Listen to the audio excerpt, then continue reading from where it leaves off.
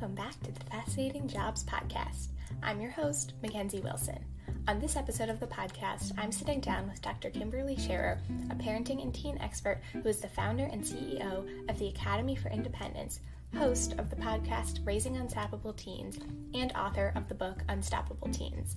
As always, please leave a review wherever you listen if you like this podcast. It helps us to get recognized. With that, let's get into episode number 3 with Dr. Schehrer. All right, so hi Dr. Schehrer. Thank you so much for coming on the podcast today. How are you doing? I am doing well, and thank you for having me.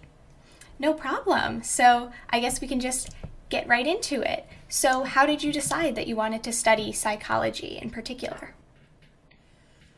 I decided that actually being in high school, and I think one of the reasons, well, a couple. One, I've always had a passion for self-growth and learning.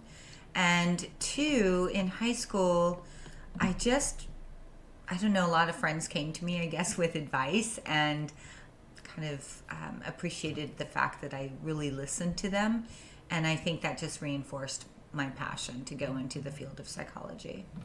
Yeah, that's really interesting. So I think that a lot of our listeners could be people in high school. So were there any particular activities that you did in high school, other than you mentioned your friends coming to you for advice? Were there any other activities that you kind of used to explore psychology in high school, or was that something that you maybe discovered later on? Well, I did take, high school psychology class and found that fascinating, and then also did community service, and it wasn't so much in the field of counseling, but just the idea of getting out there and contributing, to helping younger kids at the time. And I think that all helped. But truly, it was my natural inclination, if you will, and was always just a tug at my heart. And that's really what made me feel solid in choosing that. Yeah, I think that's some great advice, and I think that a lot of our listeners are maybe in high school, so as you mentioned, volunteering is a good way that they can kind of maybe try that out and see if it's something that they're interested in. But like you mentioned, you have to have a passion for it. So you're obviously a doctor, so what was the PhD process like for getting your PhD in psychology? I think that process, it's been an evolution. So I think with going into the field of psychology, so I decided on that I wanted a private practice. That's what I wanted. And I decided that in high school. And then when I first entered college, actually my father said, "Oh, why do you want to go into psychology? Go into business," because he was a businessman. And so I took a few of those courses and realized that no, that wasn't where my heart lies. And so I continued with psychology and knew that if I wanted to have a private practice, I would have to have graduate school. And I was okay with that. And that, to get a PhD is going for the gold. But I will say that I kind of halted the PhD process and had children and became a homeschooling mom and kind of went that route first and got the PhD. I did receive my master's early on, but to actually receive my PhD, that was something I returned to many, many years later as an adult. Wow, yeah, that's really interesting, and I think that that's a good way to kind of fit the PhD into your life. So how was the process? Was it incredibly difficult? How time-consuming was it? Could you just give us a bit more detail into what that was like? The PhD process when I first entered it at a younger age, straight after getting my bachelor's degree, it's intense. Because you're now in graduate school, you're probably, or at least I was, living independently. There's rent and bills that I had to pay, in addition to doing an internship for sometimes not any pay, in addition to keeping up with your studies and wanting to do, and excel in those. I will say one of the most difficult things was trying to find the balance between having some space and personal time with everything that's kind of required to receive your degree. And getting it as an adult was much, much easier because a lot of the things have already been established. So I had more time to work on it. So it was easier as an adult than as kind of a young adult. Yeah, I completely understand that. And I think that's like a good comparison to make between like what it was like maybe getting at a younger age versus at an older age. So you were explaining how maybe one of the challenges was managing your time and finding personal time. So what were some strategies that you kind of used to, give yourself some personal time? That's a really good question. I'm not sure when I was younger what were some strategies, or even if I applied them. I probably just worked, and that is something I still have to balance. And I think the best way to do that is, one, you need to become aware of that and pay attention to, for example, I'll just give this example. This is a very recent example of writing the book and having that deadline. And I had some other projects in the works with other deadlines. And so all I did was I just worked to meet those deadlines. And that was late last year. And then this year, I have found at the beginning of the year just not being motivated, not having the energy to work on some other creative projects, which is highly unlike me. And then I recently realized that dip was because I was so caught up in that kind of forced energy of working, that I really just had to step back. And it was when I went on vacation to visit my daughter and then coming back, that space really gave me perspective. And so now I'm really being more mindful of saying no. Yeah. So I don't get overwhelmed, right?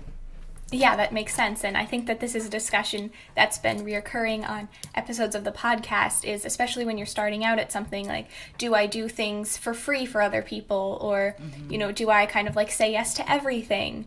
So kind of going on to the book. So what was your motivation behind writing the book?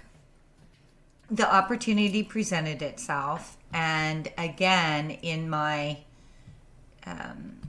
own story, I've had people weave in and out telling me I should write a book. And I always kind of, I'm not, thank you, but no, I'm not going to do that kind of thing. So this time around, when I had the opportunity, I did. I'm like, yes, I'll do it. And then as I started writing it, I will admit there were thoughts like, oh, why'd I say yes? But I'm very grateful that I did. But it's just was a timing thing more than anything else. And I think there was a fear around it, and I didn't want fear to stop me. So I said yes. Yeah, that seems like really good, and just kind of giving yourself like a new challenge. So what was your favorite part of writing the book?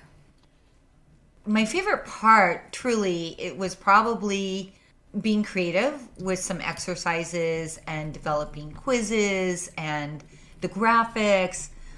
Coming up with those things were really fun, as well as just researching, current sources, I guess, to have statistics to back up what I was saying. So I think that those were the most enjoyable pieces to it. Yeah, so I think that's, like, as somebody who, debates all the time and we write cases and stuff like that, I definitely agree. I think that's a very interesting part of the process. So kind of piggybacking off of that, what was maybe the most challenging part of writing the book? Writing it. Honestly, because I have kind of a squirrel brain. I can go spiral, especially even reading the research, and then there's another link and another link and another link. So I really understand how, we can be on the computer for hours and, it's easy to be distracted. But I really enjoyed that piece, but it did kind of take me away from somewhat the writing of it. And then it's just really, I guess, getting it all out and then going back and organizing it better and that kind of thing. So I think that piece wasn't as enjoyable for me. And because I didn't enjoy it as much, was more of a challenge for me. Yeah. I think that's something that I was just talking to a girl yesterday who was writing her own book, and she said similar things. So I think that's generally like a kind of good consensus, is just like the part where you feel the most like trapped and stuff. So what was your favorite project that you've worked on, whether that be your book or your podcast or something else? Well, I would say the podcast is a lot of fun because I get to meet a lot of people and hear their different perspectives. And I really love giving teens a voice as well, and college students. So by having the podcast, I get to interview teens and college students, not just adults. So I do really appreciate that. I would say the PhD was another thing I really enjoyed working on because I was exposed to different perspectives. I mean, that's what kind of college is about, or school is about, I think. And so I just loved that. So those would be and that, and working with students, that is my passion. Yeah, I think that's really cool. And I mean, like, this is a podcast geared toward teens, so I think you're in your comfort zone here. So, Yes. Yeah, so I mean, your whole brand is based off of working with teens, and I think that all the work that you do is really great. So what got you initially interested in working with teens as an age group specifically? It's a very good question. And again, I want to emphasize that a lot of this is an evolution, because I think oftentimes there's kind of a societal and possibly even a parental expectation for us to have it all figured out, when in reality we don't. And so I do want to emphasize that. But I think for me, again, it was just something I fell into. I was working at a family and youth counseling agency in the Silicon Valley, and that opened doors to me being a counselor in some high schools and one middle school. And again, it was just listening to the teens' feedback of, how I impacted their life. And I think that just reinforced I'm on the right track. And then I'm also a mom and survived both my daughter's teen years as a single mom. So I understand really the challenges. And then also being a homeschooling mom, for part of that time, education is a real value of mine. And so as a single mom, I entered kind of into a private practice. I worked for a private practice specializing in educational therapy.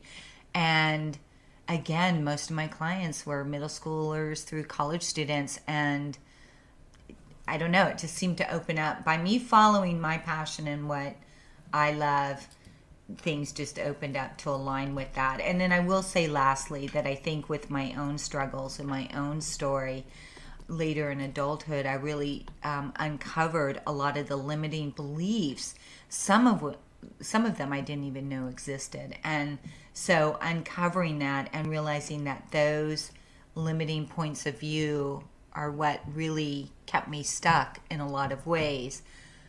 I'm committed to helping teens, kind of decondition, if you will, with some of those limiting beliefs, so that they don't have to hopefully go through some of the struggles that I had to.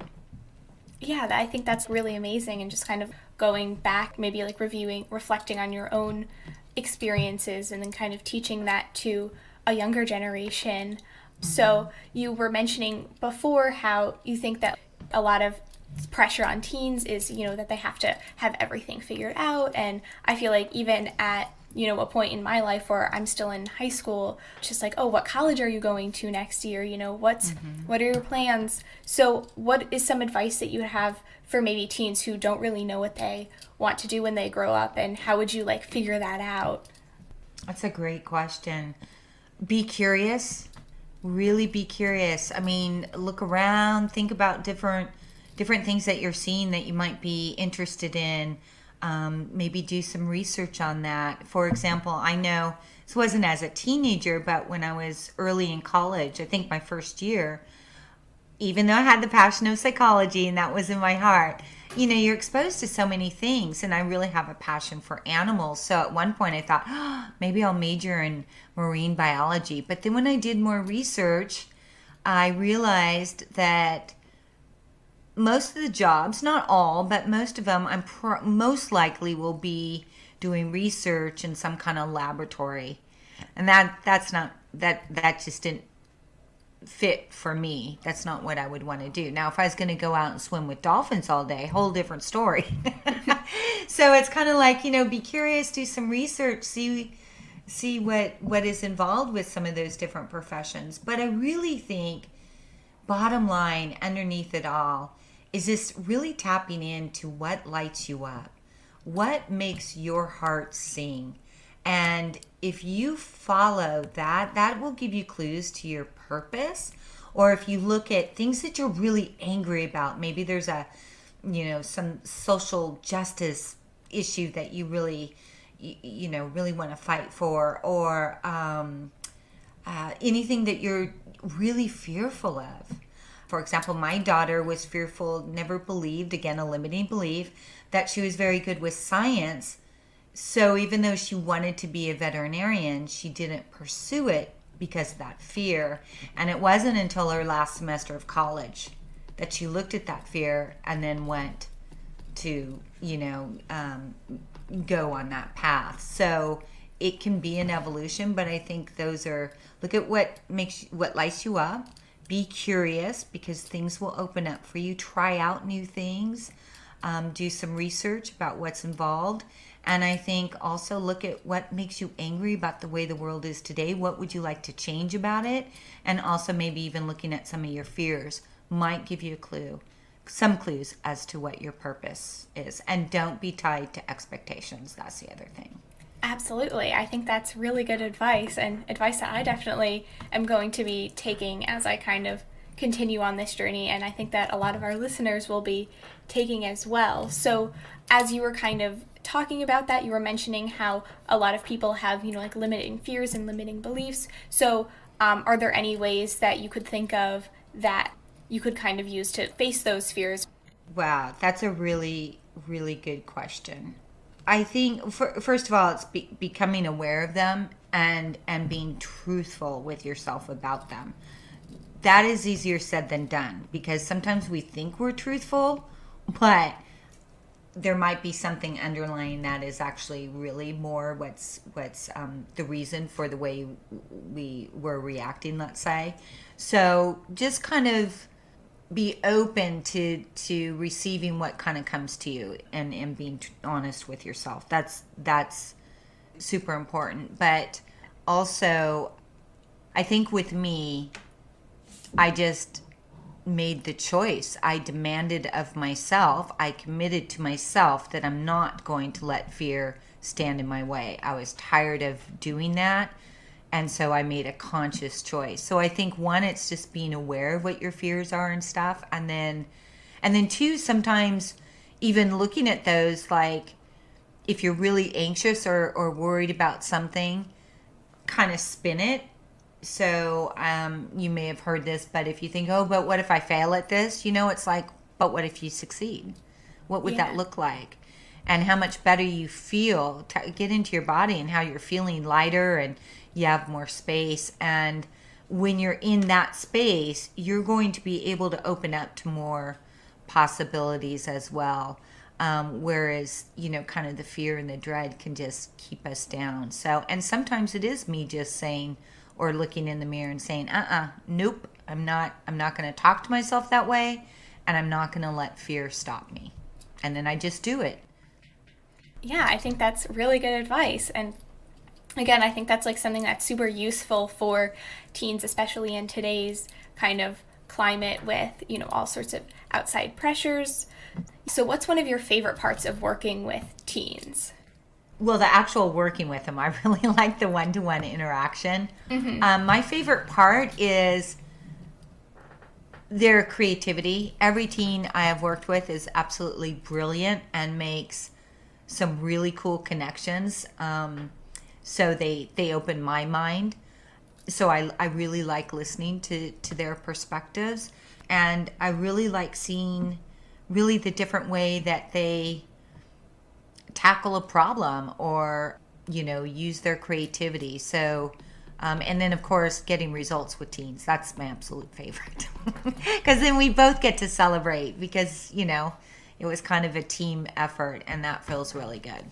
Yeah, I'm sure that does. And I think that that's like one thing that I was kind of thinking about. Well, you were talking is like, maybe like teens don't feel like all the adults in the world understand them, but I think that it's great to have somebody like you who you can kind of just like talk to, and you're so willing to like learn from other people's experiences. And yeah, I think that's really cool. Thank you. So what might be one challenge of being a teen psychologist that most people wouldn't think of? As an expert with teens, I would say that maybe people have thought about this, but what comes up for me is really the resistance with teens. I actually, even with the teens that have been at first unwilling or resistant to kind of being open to working with me, usually I can turn that around pretty quickly because trust and rapport gets developed pretty quickly, I think. But that is a challenge, I will say. Sometimes it can take a couple of sessions. But I think, to be honest, even more challenging is supporting the parents through some of it.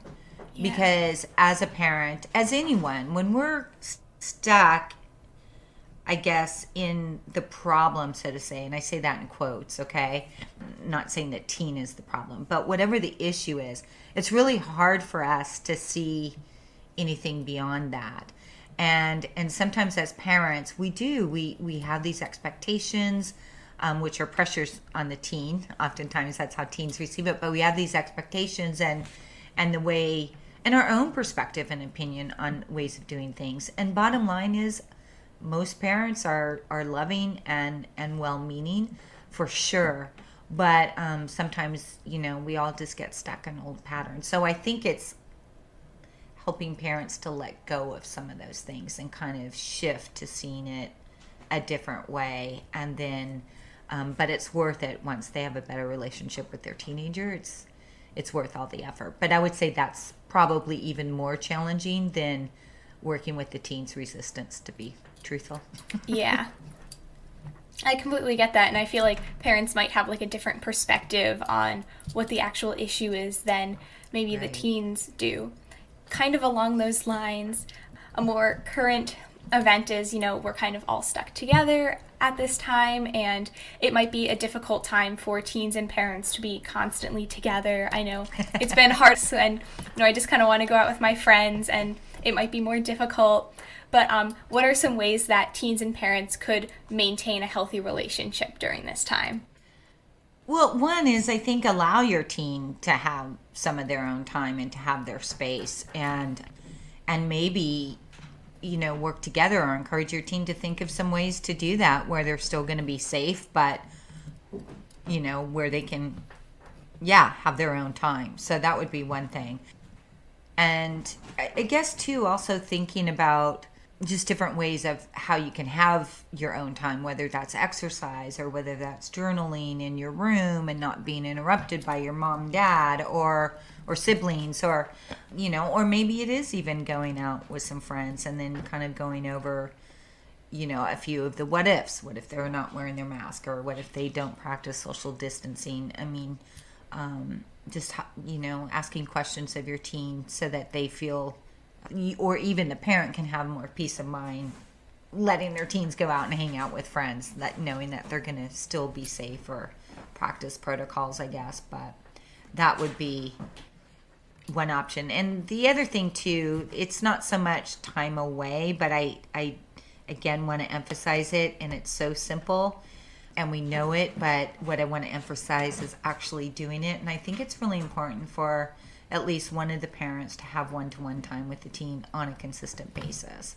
and just arrange for that on a weekly, like just a weekly check-in, and just really be present for your teenager to vent, and just to really listen, and always ask them whether they want suggestions or advice, or they want you to just listen. I think as parents, we forget that, and we just want to give them advice and solve a problem.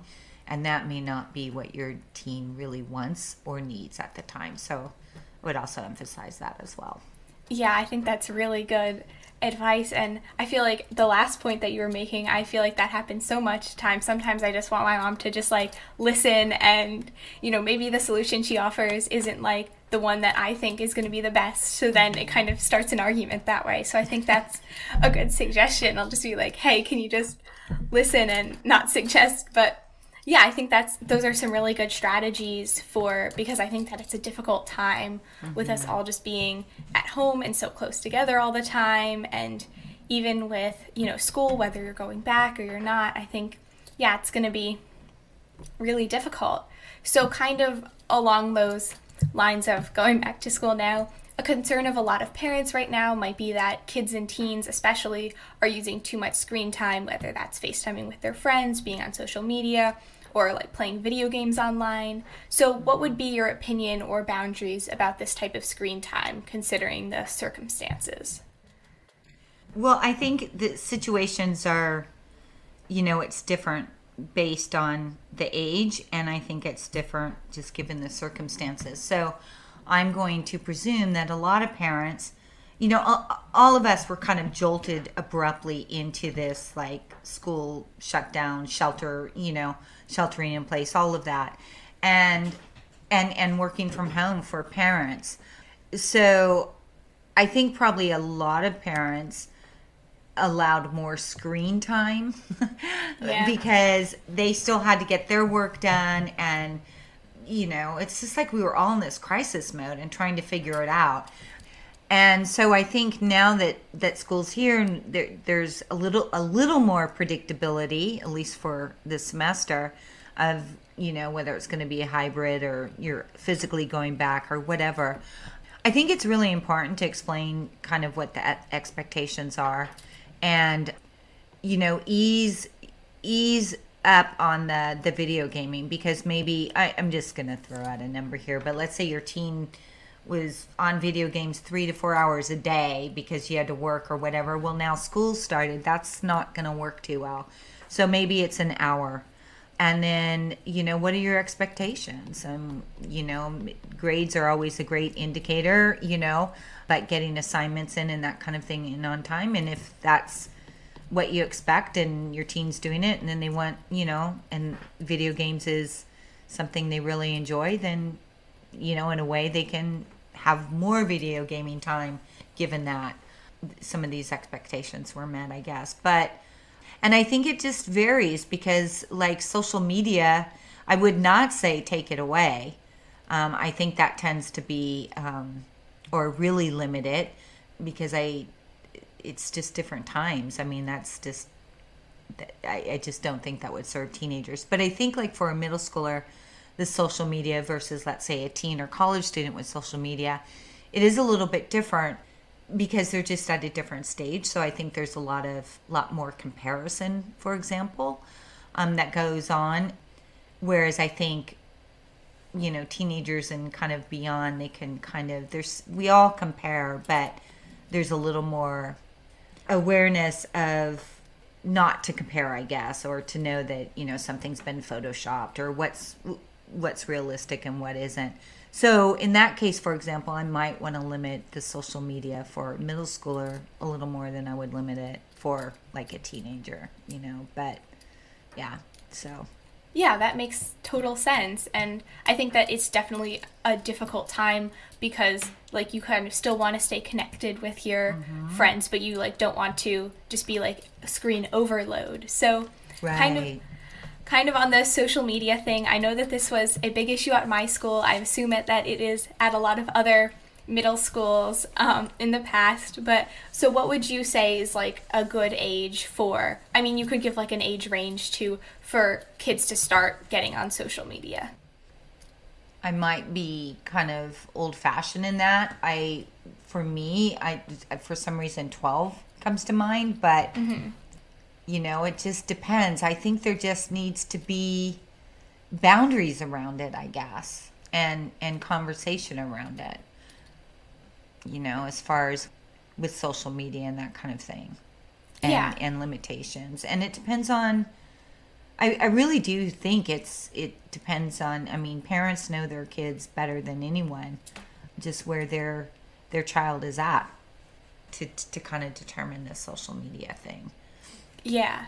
So when you say parents could determine like where their child's at, that's just kind of like as you were saying before, like, with like maybe comparison to other kids or like the maturity level, things of that nature. Okay. Yeah. And I think that's good advice for like just kind of like maybe criteria for parents to look at. Because I wasn't allowed to have social media till I started high school, but I know some kids are getting it in like 3rd or 4th grade. So there's definitely a lot of variation in that. But I agree. I think that 12 is probably a good age to start with like some limited fashion. Yeah, so kind of on the piggyback of this whole back to school discussion. So I think that we all know that back to school is going to be difficult this year and there's going to be a lot of uncertainty. So what would be your recommendation to teens who are really nervous about going to school online this semester? Well, I think look at what the concerns are with the online. That would be one thing. Even maybe writing them out. But really, again, thinking about what you can control, that is really helpful. I think that's part of the reason why anxiety is so high right now, is because there is so much uncertainty. There isn't a lot of predictability. We don't know when the next change is going to happen, right? So it's almost like they're ready with the fight, flight, or flee response. We're already kind of heightened. So I think if you can kind of shift a little bit of perspective and think about the things that you can control, the things that you can plan for. Again, like the example, if you really want to be mindful of the safety protocols and you have some classmates that aren't following that, thinking about ideas of what you can do in that situation, or talking to a parent or another friend who might have some ideas with that, or what are they going to do, or even if they have those concerns, I think is helpful as well. And then just kind of go into it with curiosity. And again, just as much as things you can worry about, there could be some successes or some real positive things too, and kind of shifting your mind to thinking about those things. And I think also, I just want to add this because this came up for me with my daughter recently, and that is, oftentimes when we come to a conclusion or we have a belief, that's kind of the lens through which we see something, right? Yeah. And then we see all the evidence, right? That's how we perceive it, to make that belief true, like it's a fact. So sometimes when we're anxious, we have all these kind of fears and nervousness around, and all these, kind of quote negative what ifs. And also just be aware as you move throughout your day of paying attention to maybe some of those things didn't actually, maybe it was the reverse. Like, for example, with my daughter, she was worried about, she had been away so long, so she was worried in her particular situation if people would still want to do like her program and still want to be involved and carry on that relationship with her. And so that was her worry. That was a real concern for her. And it turns out that, she recently got, an email, and everyone still involved, wants to do the program. They're reaching out to her in other ways. So obviously she still matters and she had an impact on them. All those things are evidence for, her really having an impact or doing a good job or whatever it is for the belief. And it is not evidence for, what if they hate me? I'm worried that they're going to hate me, or they're not going to like me, or they're not going to want to do the program anymore. It wasn't any of that. So kind of keep a journal, or just mentally note things that are showing up in your world that's contrary to, what you were worried about. Yeah, I think that's really good advice, and just kind of like focusing more on what are the positive aspects of moving online, whether that be more time to do homework, or I don't know, like other positive things. So as we kind of transition into, maybe you're going to school part-time, maybe you're going to school completely online, do you think that if a student maybe has like a slight slip in their grades just because of the change in atmosphere, do you think that's something that parents should be concerned about, or something that shouldn't be concerning at all? No, I don't necessarily think it needs to be concerned right away, because whenever most of us go through any kind of transition, sometimes there are slips in other areas, so to speak, right? So Yeah. So no, I wouldn't be concerned about that, but I would want to kind of, be interested into, why the grade slipped. If it's lack of motivation, if it's, I've worked with students that honestly, as tech savvy as they are, sometimes they don't know, how to really submit an assignment online, and they think they had it down and they followed the instructions, but it didn't get to the teacher. So sometimes slips in grades can be that simple that it's, there's some other issue that can be pretty much solved right away, and it has nothing to do with the emotional side of things. But absolutely, grades are going to slip when, there's other things going on in anybody's life, I think, in a student's life. So just be mindful of that. And if it continues to slip, then I think we need to look at kind of more the underlying reasons of why that might be. Yeah, I think that's, good advice. And I think that, a lot of kids are going to maybe see some, grade pitfalls this fall, and just to not get discouraged by that, and to just kind of find the problem and work on solving it rather than just being so disappointed about it. So I've just got one final question for you here. So when should teens, maybe they could recognize it or their parents could recognize it, when should they seek the help of a psychologist or therapist or any sort of outside help with things of this nature? I think with a psychologist or therapist, I think definitely if you're waking up more depressed than usual is definitely, or if you're even anxious a lot of the time, seeking therapy might really help. Or if you just feel like you and your parents just aren't getting along at all. I think if you're feeling, I also feel like, every teen can use an ally that's not their parent, because I just feel like that's their unique support system, and it's a little more objective than the parents and can serve as a mediator between the teen and the parent. So I do think that is very helpful. But I also think even with academics, if your grades are starting to slip, that is also a good time. Now, I don't think you necessarily need a therapist for that, because there are education specialists, or educational therapists that can help, tutors, that kind of thing. But determining what you need, I think going to someone, a professional in the field of education is helpful. Not teachers. I mean, like an educational therapist or consultant.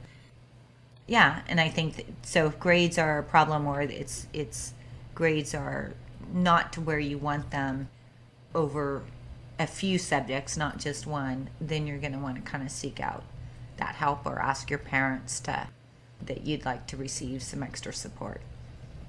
Yeah, definitely. And for anybody listening out there, Dr. Schehrer has a great educational therapy service. She works with teens all the time, as you've seen throughout this podcast. So yeah, I think that's a good threshold for, finding help and getting help. And yeah, I think that might wrap up our discussion today. Thank you so much for coming on the podcast and helping with all these teen issues. Well, you're welcome, and thank you very much for having me. It was a pleasure. Oh, no problem. A special thanks to Dr. Schehrer for joining us on today's episode. You can check her out on Instagram at Dr. Kimberly PhD, Twitter at Dr. Kimberly S, or her website, www.afi4me.com. If you are a teen or parent looking for teen help, Dr. Schehrer is a great resource. You can also check out her book, Unstoppable Teens. You can check out this podcast on Instagram at fascinating_jobs_pod, Twitter at fascinatingjobs, or our website, www.fascinatingjobs.xyz. Be sure to rate or review this podcast wherever you listen to let us know you're enjoying it. And if you or someone you know has a fascinating job, email us at fascinatingjobspod@gmail.com for a chance to be a guest on the show. Thank you so much for listening and enjoying this podcast, and I'll see you in the next episode.